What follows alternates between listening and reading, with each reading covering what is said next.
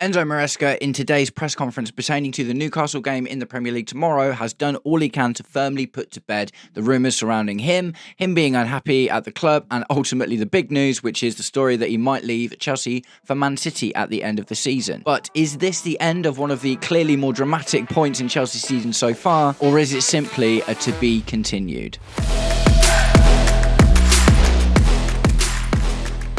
Welcome, Blue Believers, to another episode of the Stamford Sync, where we are syncing up with everything Chelsea FC. And today, probably for the last time in a little while, we are going to spend a little bit of time talking about the Maresca situation and ultimately go through what he said in today's press conference for the Newcastle game and ultimately, just kind of feel out what that may or may not mean for the future. But guys, before we get into it, if you're enjoying the content and would like to see more, please do me the distinct honour of liking and sharing the video, subscribe to the channel, or just roast me in the comments, whatever gets you through your day. Right, so Maresca's press conference was at 9 a.m. today, and as you can expect, it was largely dominated by the Man City stuff, the stuff that came out yesterday, right? Because that is just what happens, isn't it? That is how journalists work. They go for the juicy big bites that might get them clicks, headlines, and, big stories that they can not only further their own careers with. So I don't blame any journalist for focusing on this stuff at the end of the day. If anything, like I say, for me,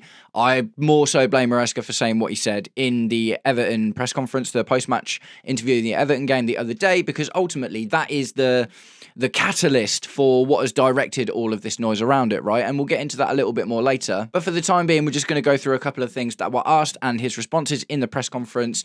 Basically, in a nutshell, he is putting to bed the idea that there are long-term problems at Chelsea and that he's going anywhere. And the first question was, have you spoken to the sporting directors or owners? And he said about the Everton press conference, no. About different things, yes, we are in the same building. So a classic little bit of Enzo Maresca sarcasm there, deflecting away this, again, annoyingly for me, like he didn't start this whole thing in the first place, but ultimately that's kind of what you would expect. One of the next questions he was asked is, are the Man City links a distraction for him and the team at the moment? And he said, it doesn't affect me at all.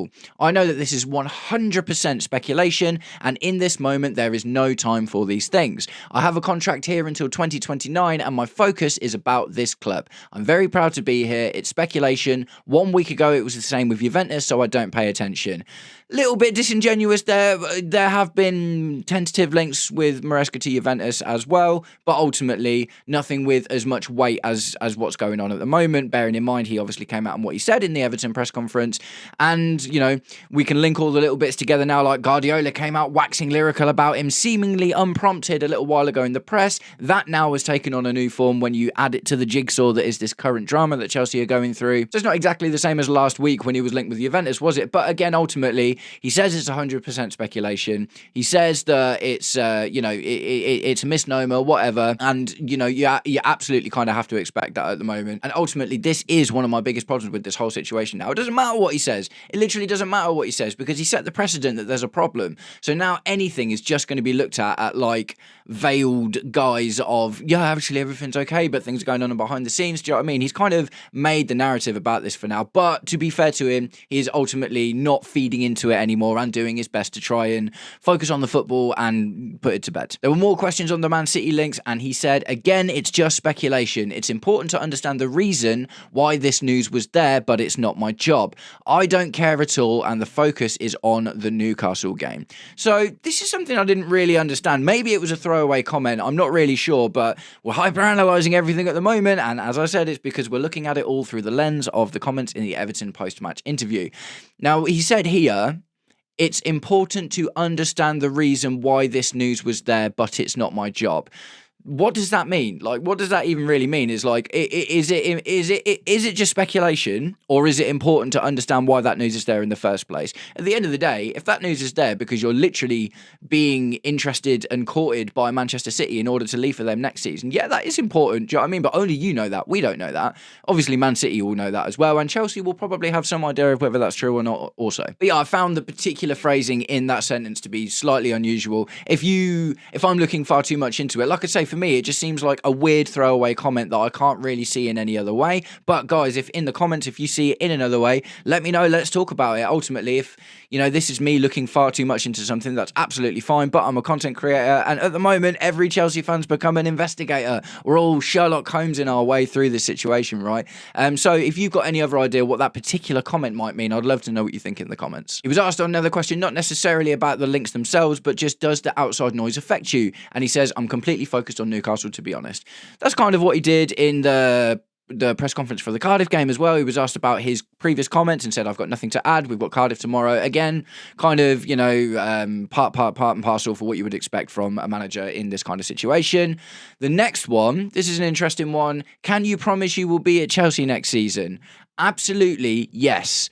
I have a contract until 2029. It's speculation 100%. I don't have anything to add. I don't pay attention. He obviously pays attention. Like, that's just disingenuous. You don't need to lie.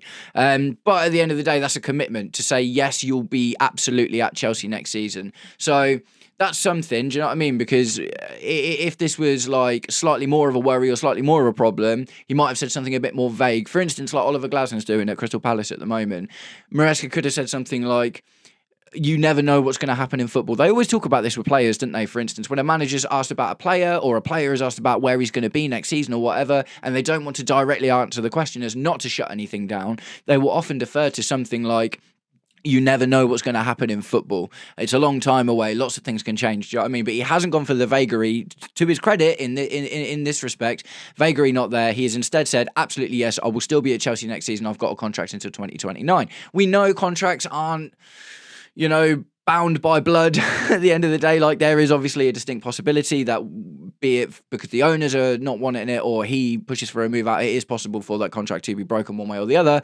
But ultimately as well, in order to protect his contract, he can't really come out and say, I want to leave. Do you know what I mean? Otherwise, if he does end up leaving, that could cause issues with a payout. And, we've seen things like that before with Antonio Conte, ended up suing the club and getting, obviously got a few quid out of us. And we don't really want to go through anything like that again, do we? So at the end of the day, yes, cool. He's been, pretty candid and direct there, which is better than vagary. And the last important one pertaining to this, there were a few other questions in the press conference in general, like what are your Christmas plans? And obviously like injuries and stuff, just to quickly catch up on that. Levi Colwill's still out, Romeo Lavia's still out, Dario Usugo's not going to be available. He said that Esteval could be available for the Aston Villa game. There's no time frame on Delap yet. So there was all that other sort of stuff. But pertaining to this kind of stuff in the press conference, the last thing he was asked is there still much more to achieve at Chelsea? And he emphatically replied, absolutely yes. We achieved the third semi-final in 18 months the other day. Last year was good in terms of trophy and finishing fourth in the Premier League. The target is to try and improve on what we did last season. Cool. If we can focus on the football after today, do you know what I mean? Especially if we can win against Newcastle, that's going to be really important. Ultimately, right, one way or the other, if he's going to leave or not, I don't really want to hear about it anymore after this. Do you know what I mean? I'd rather just kind of try and get through to the end of the season, because I don't think a mid-season change one way or the other is a good idea. Do you know what I mean? It's always a lot harder to get a solid mid-season change than it is to give a manager a pre-season and time to, have his input on the kind of profile of players that he might like to bring in. You know what I mean? Not say what players he wants, but ultimately, like I say, if Maresca is going to leave, and we're going to get into a little bit more stuff about that soon, then I would rather that is just kind of pushed back to the end of the season now, and we need to focus on the football, because this could affect the players and stuff as well, man. You never know what's going on in the dressing room and how they feel about it, do you? But he is right as well. 3 semi-finals, ultimately 2 trophies up until now, and potential for a third one in the next couple of months. Could have a good Champions League run, hoping we're going to finish in the top 4 if results improve. That if results improve is really, really important.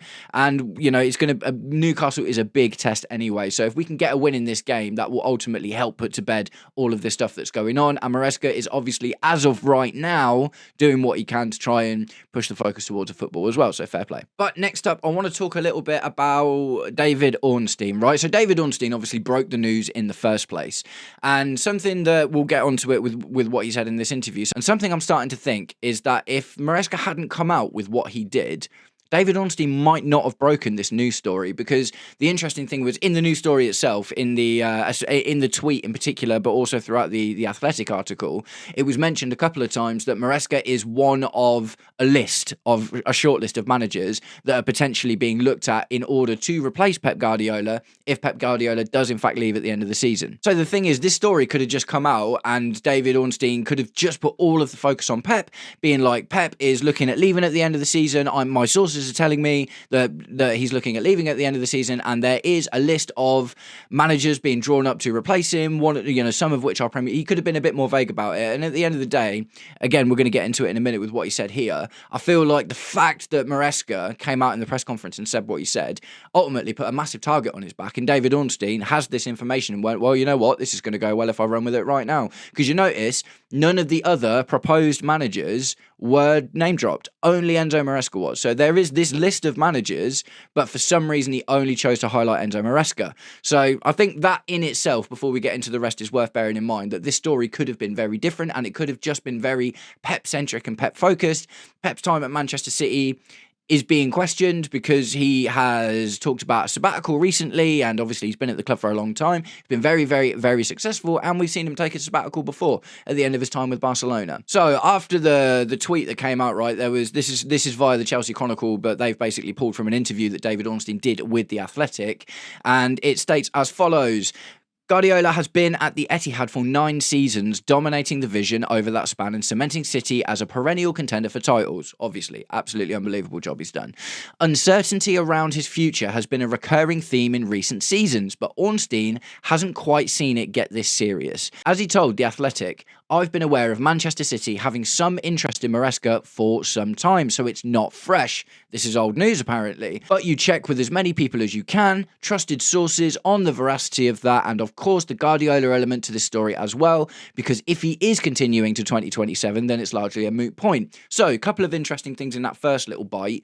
The Maresca thing isn't brand new. So basically, David Ornstein has essentially been sat on the news that Maresca has been a target or some sort of target amongst this other list of managers for Man City to replace Pep Guardiola long term for a long time. So if anything, that only feeds a little bit more into the idea that Ornstein chose to break this news right now because Enzo Maresca made those comments, right? And like I said before, it's kind of all like pieces of a puzzle starting to come together.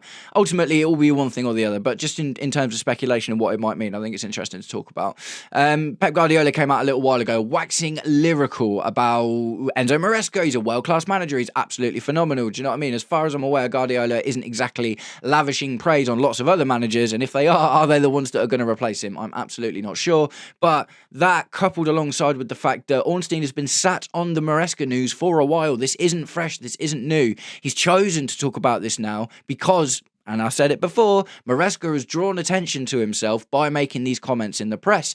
And David Ornstein's a reporter. He's a journalist. He wants things to be successful and to blow up, and that's absolutely what it's done. He, like I say, ultimately, this is Maresca putting a target on his back by coming out in the press in the first place. So there's a little bit more to the conversation that David Ornstein had with The Athletic, and he said, and despite us having been in this position before with Guardiola and people thinking he was going to go last time, so obviously Guardiola signed a new contract a couple of seasons ago, and there was already conversations about, you've been really successful, are you going to move on? And he obviously signed a new deal and decided to carry on for a little bit. That was in and around the time that the charges were starting to be mentioned, but he did sign a new deal and he did continue. So David Ornstein in this respect is just kind of pointing to, look, we've been here before with Guardiola where we thought that maybe he's going to leave at the end of the season, and it obviously didn't happen. And David Ornstein continued, by the way, let's be clear on that, this is not entirely new as a notion, but personally I've never had it so resounding from so many people that it's going to be the end of this season, and they are well placed.